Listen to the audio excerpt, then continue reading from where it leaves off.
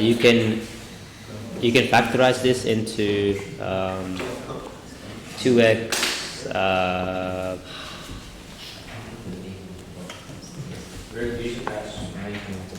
huh?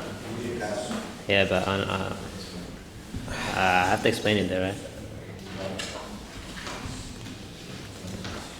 I think it's like that. Okay, and then you can see that the asymptotes are -3 on 2, x equals 2, and y equals 0. So then it's D. A rectangle is drawn, so you can just like sketch this quickly. X equals -2, x equals 4, y equals -1, and y equals 7. So then what you need, and an ellipse is drawn, so it's like, and it's touching at these points, and the center's here. So the center here is, the x coordinate of the center will be -2 plus 4 divided by 2, which is 1. And the y coordinate will be 7 minus 1 divided by 2, which is 3. So then, and you know the general form of an equation of an ellipse. So it's x minus 1 squared over a squared plus y minus 3 squared over b squared equals 1. So then you can basically, then you know it's not D, it's not B, it's not A either. And then to find whether it's 9 or 16 or 36 or 64, you can just sub in, maybe this point here. That's basically 4, 3, because x equals 4 and it's the same, it's on y equals 3 as well. And you'll see that when you sub in 4 and 3, this equation works, but this one doesn't, so it's 2. Now this one, it's just find the reciprocal, so x-intercepts become asymptotes, so it's not this one, not this one. It's either C, D, or E. And then you can see there's another asymptote here, x equals 0, and that's not, and there's no x-intercept in the original graphs at x equals 0, so it's not this one either. And then you can see that this is a maximum, and maximums become minimums. So, and you can see that in this graph, it's sort of becoming like a minimum. So that's why it's E. With this one, you could just put this into your CAS, or do it by hand. I think it's D. These ones are all rejected because you can see that the upper bound and lower bound of the up cos function is 0 to pi, so it would be pi on 2 to 3 pi on 2, and then 2x minus 1 should be less than or equal to 1. No, 1 and -1, right? And then 2, 0, and yeah, that's why it's D. For this, you just use De Morph's theorem, so root 2 to the power of 9 is -36 pi on 5. This simplifies down to C. For this, I just let Z equal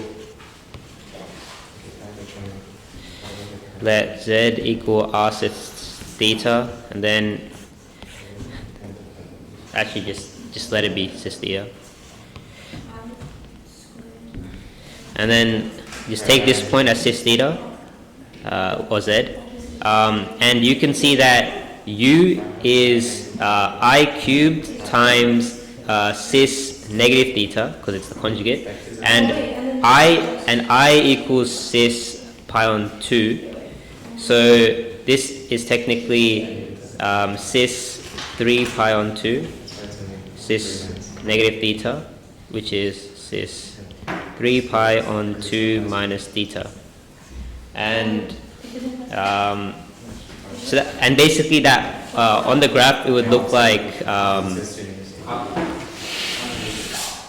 it would be here because this is 3 pi on 2 and then you go back theta and then you just compare it to the answers to see which one's right. So it's not this obviously because it's not just 3 pi on 2. It's not this either.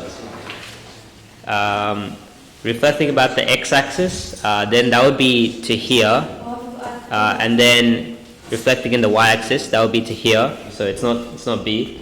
And then D is reflecting about the x-axis, so to here, and then rotating anti-clockwise pi on 2. So that would be going back to like this way. So it's not.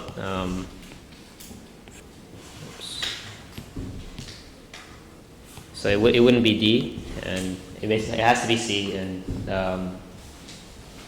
yeah, I mean that gets you to this point, reflecting to the y-axis like here, and rotating pi on 2.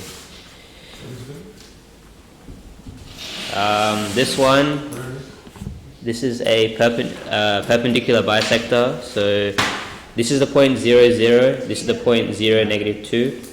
So that 0 is here, and then 0, negative 2 is here. And then the perpendicular bisector, we could just go through here, which is y equals negative 1, or imaginary z equals negative 1.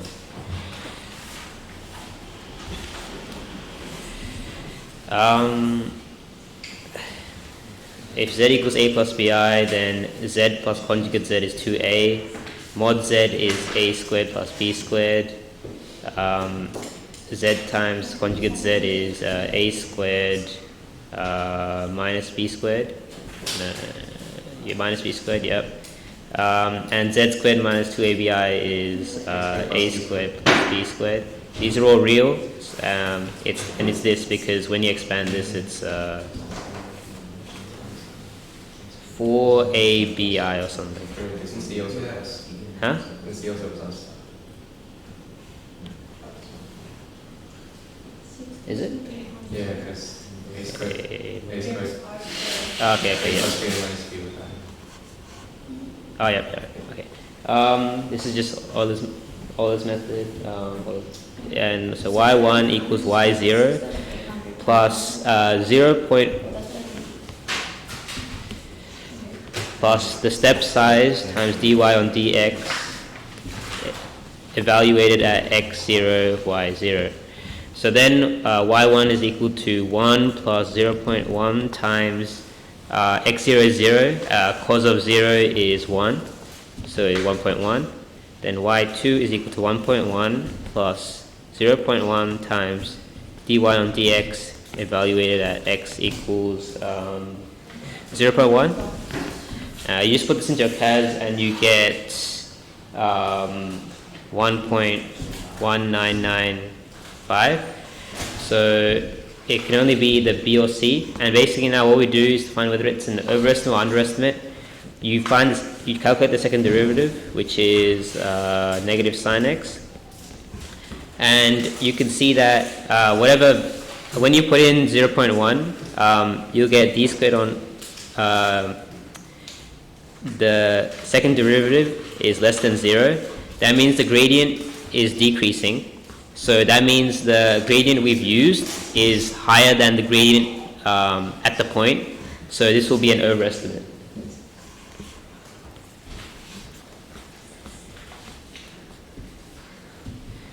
For this is just basically checking points. So it equals 0 when x or y equals 0.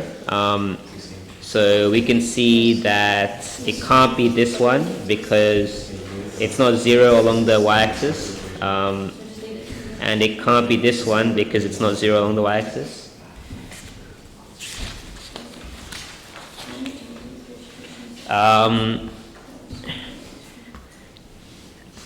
What else? Okay. In the second quadrant and the fourth quadrant, it should be negative. It should always be negative. So it can't be this one. Huh? 9. Why did your it's an overestimate of y at 0.2? Because you did that from having Wait, what? Like, you know how you did d squared y and dx squared? Yeah. What value is something in there? 0.1, I think. So the having is an overestimate of y at 0.2. Oh, I'll say, yeah, 0.2, that's what I meant. Okay. Yeah, okay. Because the gradient would be lower, because it's decreasing. Yeah. For the entire range from 0 to 0.2. Wait, what? I think you have to be the entire range from like, wait, it starts from like 0 to 1. Or it starts at 0. So the entire range from 0 to 0.1. So 0.2, sorry. Because in that entire range is going down like that, different companies like that, and that's why it's an overestimate. Okay. I think you can still do it using the second derivative, right? No, Yeah, no, he's saying second derivative within the range is always less than 0. So Yeah, it's always decreasing, yeah. So it's overestimate. Okay, and for this, you can also see that for some reason the gradient is the same along this. That shouldn't be the case because, I don't know, 4 times 4 here, the gradient should be 16 here and 9 here, so so it should be steeper as it goes further along. So it's not this one, so it has to be A. With this, the dy and dx equals 0, and you can, when you sub in x equals 0 into the second derivative, it also equals 0 at x equals 0, so it's a stationary point of inflection. So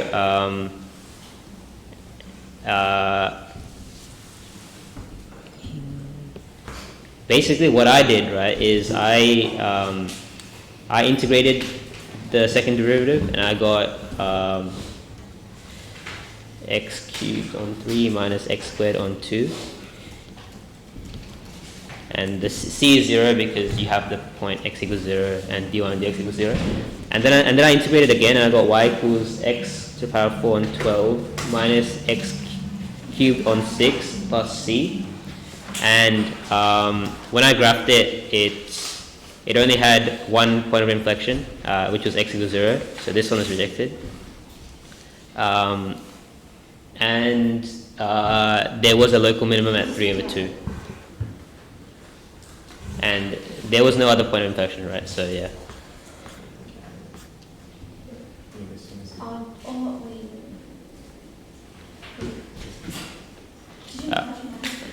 For this one, this is just volume of solids of revolution. So the volume, when rotated around the x-axis, is pi y squared dx from. 11 is wrong. Which one? What is it? It's D or E? Is E? It's another point of inflection because it's x minus 1. Yeah, no, I didn't get it. I got that wrong. You don't need to integrate. What? You just solve x squared minus x to 0, and you know that there's another point of inflection at mind. I didn't do that. Yeah. Oh, yeah.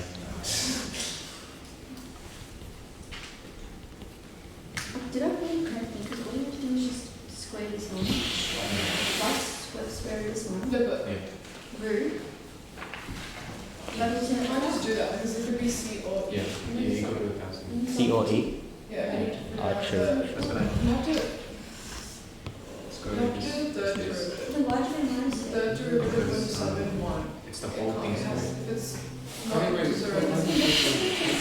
Oh, you know what I did wrong? I didn't split it. Yeah, but then you have to integrate twice. You can just differentiate your d squared y or dx squared, and you get the third derivative. And if it's a non-stationary point, Oh, yeah.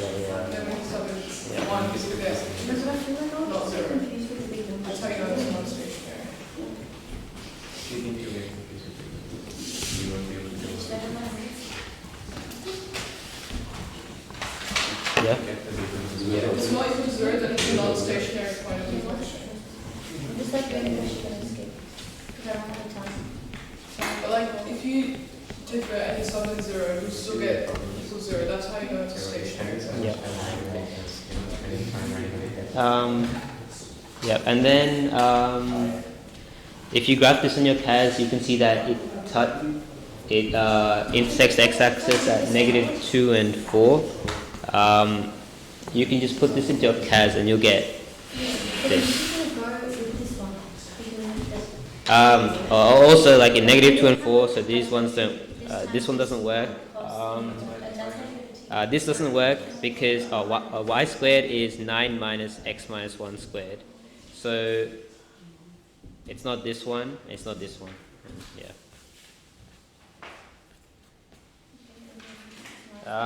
For this sine of this is you can rewrite this as sine 1 minus cos squared x cos to the power 4 x, which is sine of x cos to the power 4 x minus cos to the power 6 x,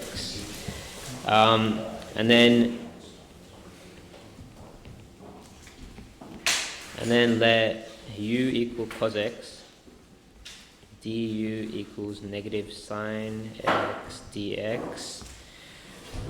Then the boundaries would be cos 0 is 1, cos power 3 is half, and then you can substitute in the value, substitute everything in. So we have this negative here, right? Because so let's take a factor of -1 out. Then we have cos to the power 6 minus cos to the power 4. That's u to the power 6 minus u to the power 4 du.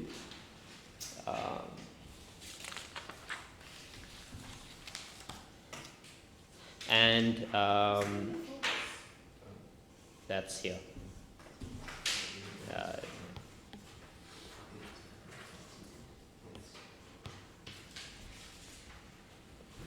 Perpendicular, so a dot b should equal 0. So 2m squared minus m minus 3 should equal 0. 2m minus 3 plus 1 equals 0. M equals 3 on 2. M equals -1.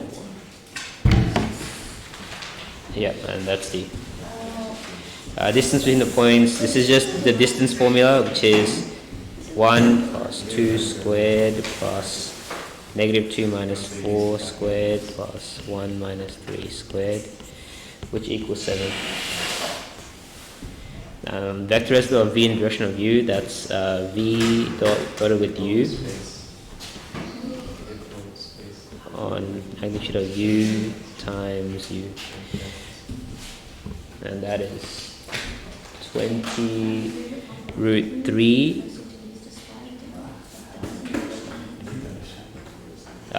unit vector v, u. So this part is 20 on 3, and the mod of u vector is 3, so it's 1 over 3u, which is 20 on 9u, and that's here. Yeah.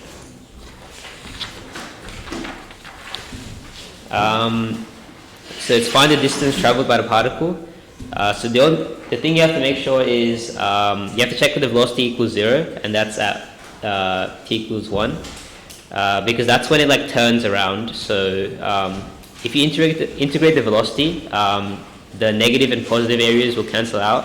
So you need to take it separately and make the negative area positive. So 0 to 1 v of t dt. We can see that's negative, so we put a negative. And then plus 1 to 2 v of t dt. And that's c.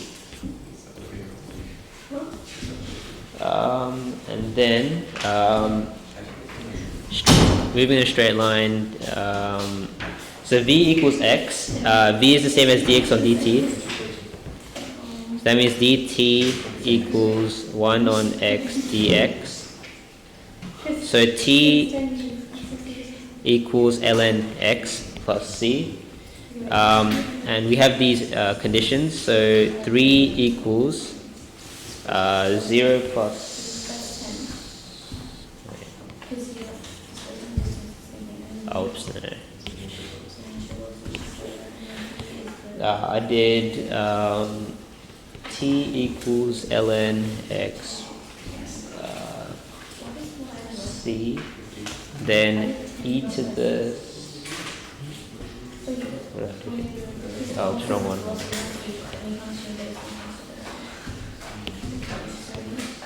Yeah. Ln x equals t plus c. That means x is equal to plus or minus e to the power of t plus c. Then you put in the conditions. T equals 3, x equals -1. -1 equals plus or minus e to the power of 3 plus c. We can see that the positive side is basically rejected because it has to be negative, and e to the power of anything can never be negative. the slide assuming is low, you know how hard the check was. So it's going to be. Wait, no, I'm doing it wrong. Ground is 6 meters Plus from c the x So what's the displacement? 6 plus.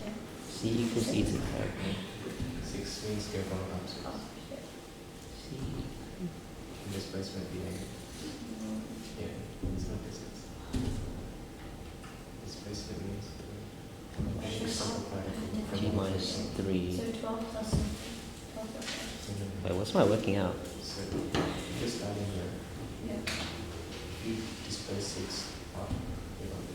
Oh, whoops. Yeah, so c, okay. That means c has to be -3. So what's the displacement? Oh, wait, what is it? -3. From here. 6. What's going on?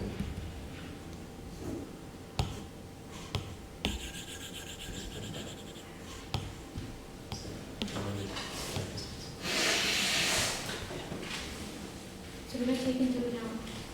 Displacement. How big is this? Sending out to the Yes. So then S is 6 this is minus 6. Minus 6. Rotation, acceleration. Huh? minus 9.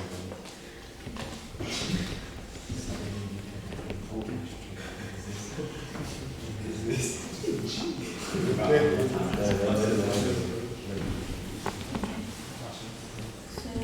we're doing the time. Okay, yeah, there we go.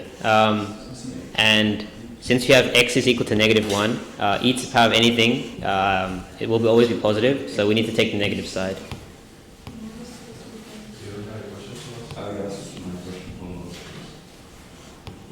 And that's e.